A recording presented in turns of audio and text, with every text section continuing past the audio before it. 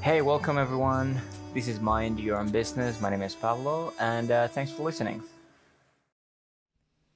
Hello, everyone. Welcome back to Mind Your Own Business. I'm delighted and honored to have Tina here with me. She's a coach, speaker, and overall general amazing person who's here with us today. So, Tina, as a way of introduction, how are you and who do you help? Thanks, Pablo. I am, so excited to be here with you. We had a powerful conversation last week. I'm like, yes, we get to have another one. So I'm a leadership coach, and I really help business owners, leaders to step up their leadership and to break through their glass ceiling so that they can start playing team and get the results that they really want in their life. So that's a little bit about what I do. Nice. And going back to that conversation, we were talking about how people sometimes feel stuck, or even teams, and that comes out in a way of, procrastination, poor time management, poor like decisions, and other factors. But at the end of the day, you told me that it was fear, that got people stuck. I was curious about that, and if you could elaborate a bit more on that. Yeah, so I mean, people procrastinate for many reasons. And I always say be really apprehensive when you hear the three ways to overcome procrastination or the five ways to overcome procrastination. Everybody is different, and we all have things that are playing in the background that we can't see. And for every person that procrastinates, there's a different explanation why. Some people are afraid of success. Some people fear their own light more than their darkness. Some people believe that they're imposters, so they put their brakes on. And until we actually see what is playing in the background, what's hiding from our view, it just keeps repeating. And I work with a lot of leaders that they're really struggling with their teams and they're procrastinating on having those powerful conversations. And so, another thing that shows up is avoiding conflict manufactures fake peace. And eventually, that fake peace will come to a head where somebody's gonna lose it, somebody's gonna blow a gasket, and what we do is we start blaming the other person. It looks like it's over there with them, not over here with us. And I say, what if it is 100% over here with you? And that your way of being can actually influence challenges in the workplace just by you being more personally aware. What would that be like? It's really powerful because when you can see that I am the source, I'm the creator, I can say how it goes, and you start seeing those little shifts. People start playing team. They start opening up. They feel more comfortable, and they're little subtle shifts. Not big, huge transformational things. They're just little micro shifts that make a big impact. And I'm curious about maybe when you say conflict and maybe tense situations among teams or even individuals. Like this is not just business; this is life, right? So, how do you? Is there a good way to have that good safe environment conflict resolution? Okay, so let me share a little story, okay? So, um, 3 years ago, I was working on a team with three business partners, European men. I'm the only Canadian woman on the team. And we were up against so many conflicts. I mean, there was conflict after conflict after conflict. And how I showed up in those conflicts was blaming. It's you. You're narcissistic. You're this, you're that, you're a control freak. You don't appreciate me. You don't. And so, after 2 years of really not stepping up my own personal leadership, not asking for what I wanted and what I needed, I was always at the impact of other people's choices. And so, finally, one day, after 2 years of growing a very successful business, my business partners sat me down and they said, Tina, it no longer works for us for you to be a co-founder of this business. We want you to step down, get completely out of operations, and take on a client care role. Now, for those of you that are listening, I was the face of this business, right? Like I, got our program accredited through the International Coaching Federation. We won 4 global business awards. I was the TEDx speaker. I was doing all of these things, but what was missing was my leadership. I didn't know how to communicate in a way where other people could hear my communication. It was falling on deaf ears, and it looked like it was over there with them. The whole time I was being a victim instead of saying, wait a minute, let me look here. What is actually going on with me? What is it that's showing up where I'm not leading the conversation? Now, in that moment, I had to make a decision, and I didn't realize it was my leadership, right? I thought it's them, and that's it. I am not tolerating this anymore. And I said, you know what? I graciously decline. I'm out of here. You guys can take your business and shove it up your you know what. But then after, I had to sit back and be like, okay, wait a minute. If I am the source and creator of my reality, I set this up. And I really had to start looking for what was it over here with me that created that scenario. And so these are the 3 things that I got from that experience. 1, I was withholding my communication. And I was really expecting that other people knew what was in my head. I was expecting that people thought the way that I thought. And it's like, no, I'm an alpha. I'm a controller. I'm very direct. I'm very to the point. And I just expected that everybody operated the same way that I do. But I didn't realize that the opposite of that was really a nurturing side. I didn't know how to style flex. I didn't know how to be a little more nurturing. I didn't even see it. It was completely out of my view. So I realized that our leadership personality and understanding how we operate is really important for conscious leadership. The other thing that I realized in this process is that conscious leadership is about influencing challenges by being able to see somebody else's experience. They have a view, I have a view. I was like, no, see it my way. And they're like, no, see it my way. Instead of, wait a minute, maybe you have a view and I have a view. And they're not the same, but how do we play team? How do we really see each other? And the other thing that I got is underneath my own personal operating system, there was a need that I wasn't getting, a need for contribution, a need for significance, a need for certainty. I didn't know what my human needs were. And so when I saw these 3 things, I'm like, this is what's missing in businesses. This is what's missing in organizations. And this happened because I was supposed to learn this and give it away.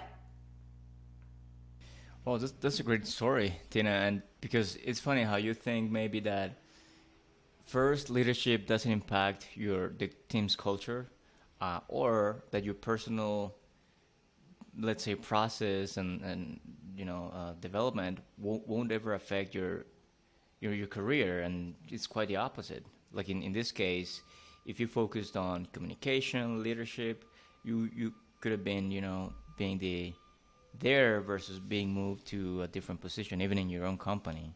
I'm sure it was eye-opening. Super eye-opening, because there was a major impact of me not being a leader on my team.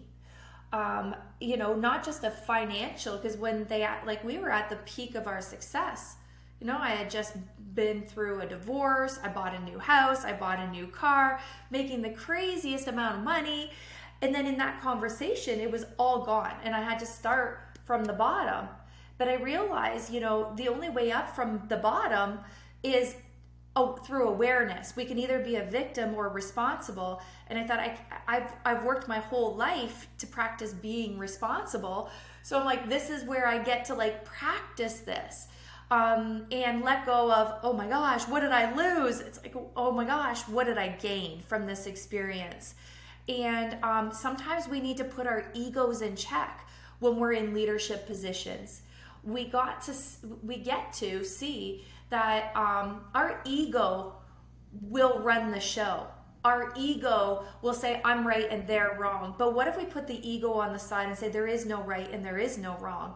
There really is just an opportunity for human beings to come together and co-create something magical. And when you can see that this co-creation can be magical, you got to be willing to check your ego at the back door. It just doesn't work. Yeah. And so is there a good way to have to have your ego in check when, especially because I mean leaders, you're the admin, you're the decision maker, you don't execute as much, you just give direction. And so maybe because you have that power, you know that your decisions are what's going to happen. The ego gets, let's say, fat or bigger and bigger, and then how to keep that in check is that connecting with the team. Is there, I don't know, meditation, or I don't know, like how do you do it? So, yes, I mean, first and foremost, I take care of myself. I just recently got back to the gym. I was tired of these at home workouts. I'm kind of working out, but not. But really, that just clears my mind. It gets me in a position where when I put myself first, right, I can just hold the space for others to show up exactly how they are. The other thing is, I can say to you, yes, I meditate, but my meditation might look a little different because I know that in any moment when I have a trigger in my body, when I have an experience of like, oh, this doesn't feel good, the first thing I do is I ask myself, what is the feeling? What's the emotion? I'm annoyed, I'm frustrated, and then I ask myself the question, what does this remind me of? Because usually the thing is not the thing. It's triggering something from the past. And so my meditation sometimes is rubbing my fingers just to give myself that pattern interrupt.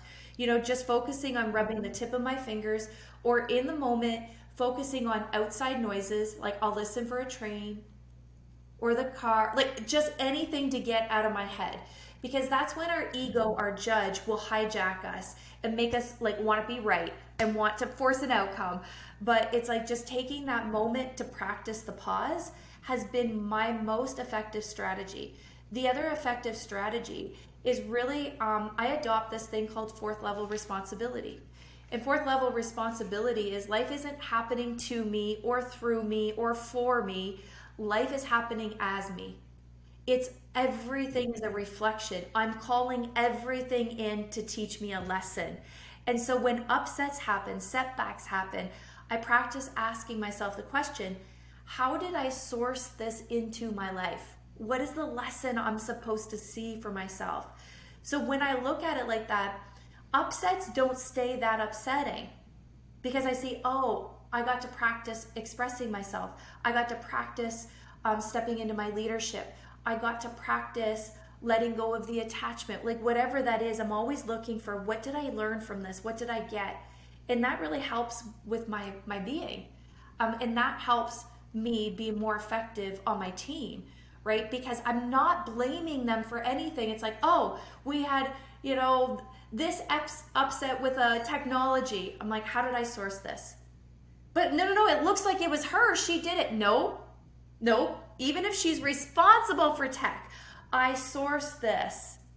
And when everybody plays like that, we're then just looking for the solutions and not the actual problems. The problems are the problems, but what's the solution to our problem? And without the blame, people feel safe. They feel safe to make mistakes. They feel safe to communicate, express. And that's what we want to create in work environments, to make them healthy work environments, because then we all get our needs met. And then we don't run around acting like triggered little kids, throwing a temper tantrum. Yeah, which is so common. I mean, who hasn't been in a workplace that has, well, maybe someone very lucky, but certainly I have lived in teams where that's the norm. Blaming, pointing fingers to maybe other departments, like or even the leadership. That victim mentality is so toxic, and I think it's dangerous because I think it spreads. And so if you don't have a positive leader, let's say encouraging culture that's safe, then it can really make a team underperform or just not be amazing, even if the talent is there.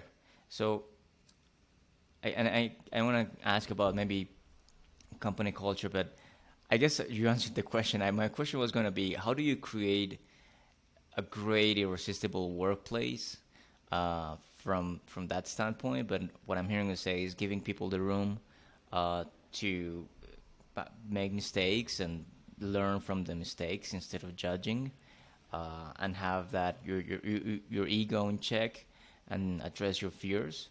But is there anything else that you would tell Yeah, people? it's like the saying, right? Couples that play together stay together.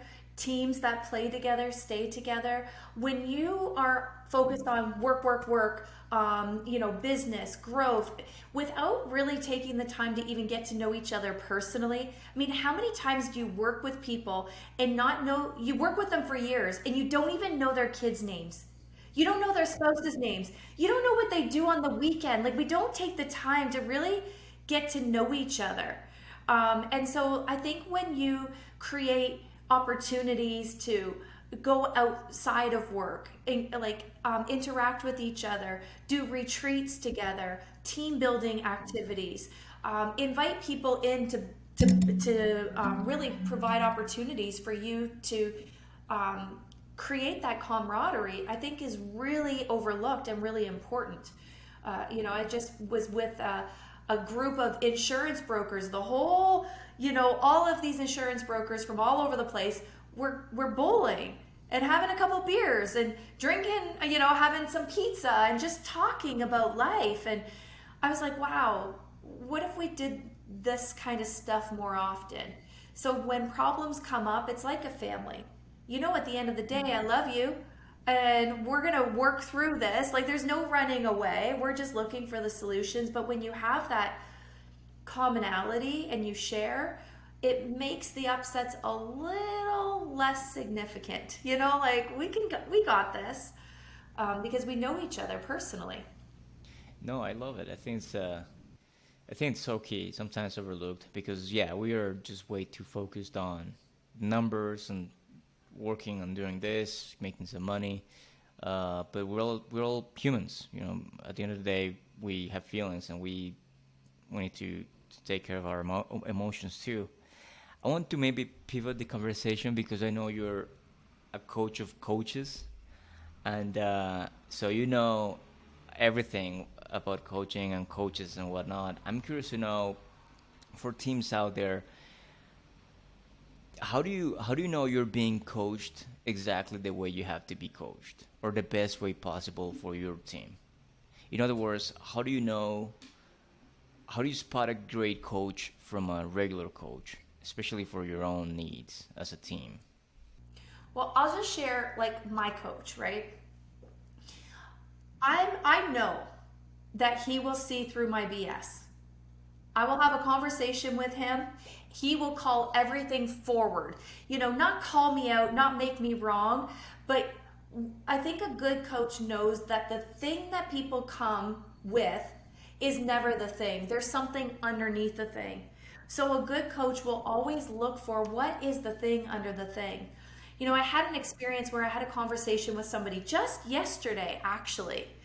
And she wasn't present. She was in her car. She was walking. I never, ever, ever have conversations with people that aren't present, but I stepped over it. And the conversation did not go well. I did not powerfully serve her. Now, that was a mistake, but I also know a good leader will own it. Be like, hey, listen, I stepped over a few things and I did not powerfully serve you. I don't want to sell you, but I want you to have the experience of seeing your stuff. Because if you don't, you're going to keep repeating patterns. And that's not the stand I am for you. Let's get back on a call. And so in that conversation, I told her I never do this and I did it. And I usually don't do this and I did it. There was something missing in my leadership. And as a result of my breakdown in my leadership, you're going to keep repeating the same patterns. Now, are you open to a powerful conversation? And know that whether you say yes or no to work with me, it's not my intention. And we had this conversation, and then all of a sudden, it was like a wall hit her. and she saw her truth. I could see it in her body language, in her demeanor. Everything shifted. And I said, what are you present to? She's like, I've been, and she shared all the things that she just saw. That sets apart a good coach from a mediocre coach. See, because the only way you can do that is when you've done the personal work yourself to see it in others. When you have the confidence to just call it forward because you know that not calling it forward is not serving. When you know that how you show up as a leader is what people are looking for. It's not like when you give up your people pleasing and fear of judgment and all of that stuff to just powerfully show up for another human being. That's what sets apart a mediocre coach from a really great coach. Because it's not, they realize it's not about me, my feelings, my emotions, my triggers. It's about you and your transformation. Period. Wow, that's powerful. Last question I have for you is tell us more a bit more about you, your program, and the the things you do and the people you help, and where can people find you online? Yeah, so, for the last 4 years, I've been the coach to coaches. And now I'm really the coach to leaders. So I don't just work with coaches, but I have multiple levels of programming. And people say to me, Tina, you can't save the world. I'm like, nobody needs saving. Nobody's broken. Nobody needs to be fixed. But I realize that we all struggle with two things, our leadership and confidence. So I have level 1, breakthrough and unstoppable confidence for people that are just getting their feet wet with personal development, that want to walk into a room as if God sent them into that room. That's what I want to pull out, the juice. I'm like, listen, I don't care how you feel on the inside. You have all the confidence that you need right now. We just need to pull it out of you. So when you can walk into a room like God sent you, that's level 1. Level 2, breakthrough to unstoppable leadership. It's where you break through your glass ceiling and really get present to like your ways of being that are keeping you stuck and that are serving you. We get to see everything that's playing in the background. And level 3 is breakthrough to unstoppable business mastermind. And it's for people that really want to double their revenue and their impact. I hear a little thing. So yeah, and I do a lot of speaking too. I train and develop teams to start playing team, to build their conscious leadership, to be observers of themselves so that they can do what they're supposed to do, which is make an impact in the world. That's great. And so with that, I want to finish our conversation. I would talk for hours, and you know it, and I'm sure you too. But yeah, no, thank you so much, Tina, again. I'll make sure to add your links in the show notes and everything in there so people can reach out. I think it's great, and I think your mission is very important. I want to acknowledge it because it's not just coaching; it's leadership, and the first leader is yourself, leader of one, so if you will, and then you can lead others.